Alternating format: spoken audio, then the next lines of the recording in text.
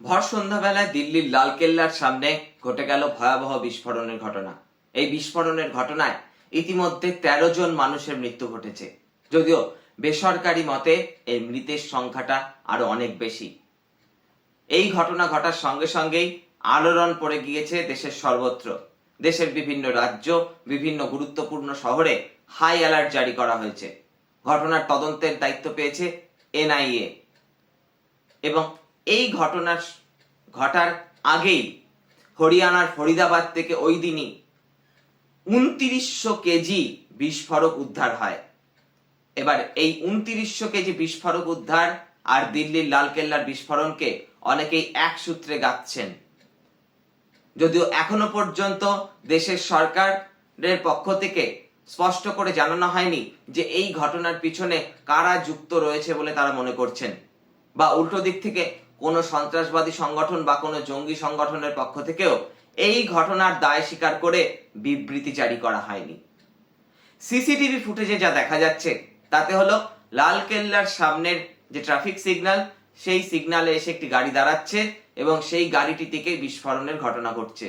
এবং বিস্ফোরণের ঘটনা যখন ঘটছে তখন ওই গাড়িটির আশেপাশে থাকা যে অন্যান্য গাড়িগুলি রয়েছে সেই গাড়িতে থাকা মানুষজনেরা ভস্মীভূত হচ্ছে, ওই গাড়িগুলিতে আগুন লেগে যাচ্ছে। এবার এই বিস্ফোরণের ঘটনা চোখে আঙুল দিয়ে দেখিয়ে দিচ্ছে যে দেশের রাজধানী অঞ্চলেই নিরাপত্তার কোথাও গিয়ে ঘাটতি রয়েছে, এমনটাই দাবি করছেন বিরোধী রাজনৈতিক দলের নেতারা। এমনকি এই ঘটনা ঘটার পরে কেন্দ্রীয় স্বরাষ্ট্রমন্ত্রী অমিত শাহের পদত্যাগ দাবি করেছেন দেশের বিভিন্ন রাজনৈতিক দল। তৃণমূল সাংসদ কল্যাণ বন্দ্যোপাধ্যায় তিনি বলেছেন Amit Shah part time home minister. তবে এই ঘটনা আরো একটা বিষয় সামনে নিয়ে আসছে, সেটা হলো হোয়াইট কলার জবের সঙ্গে যুক্ত থাকা মানুষেরা সন্ত্রাসবাদী কার্যকলাপে জড়িয়ে পড়ছেন। কারণ যে গাড়িটি থেকে বিস্ফোরণ ঘটেছে সেই গাড়িটি যিনি চালাচ্ছিলেন উমর নবী, তিনি একজন ডাক্তার। এমনকি হরিয়ানার ফরিদাবাদে এই যে বিস্ফোরক উদ্ধার হলো সেখানেও যাদেরকে গ্রেফতার করা হয়েছে প্রায় কম বেশি সকলেই ডাক্তার।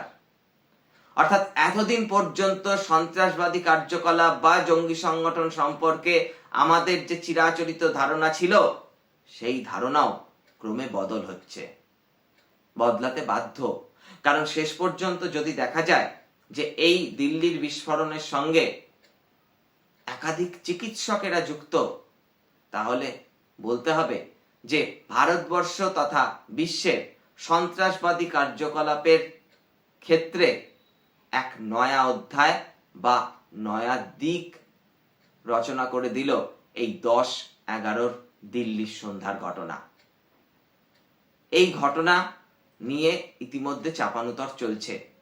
আপনাদের কি মনে হয় এই ঘটনা নিয়ে? জানান কমেন্ট বক্সে। যারা এখনো চ্যানেলটিকে সাবস্ক্রাইব করেননি সাবস্ক্রাইব করে দেবেন, পাশের বেল আইকনটা প্রেস করতে ভুলবেন না। দেখতে থাকুন দ্য ফ্লো। দেখা হচ্ছে পরবর্তী কোনো এক এপিসোডে।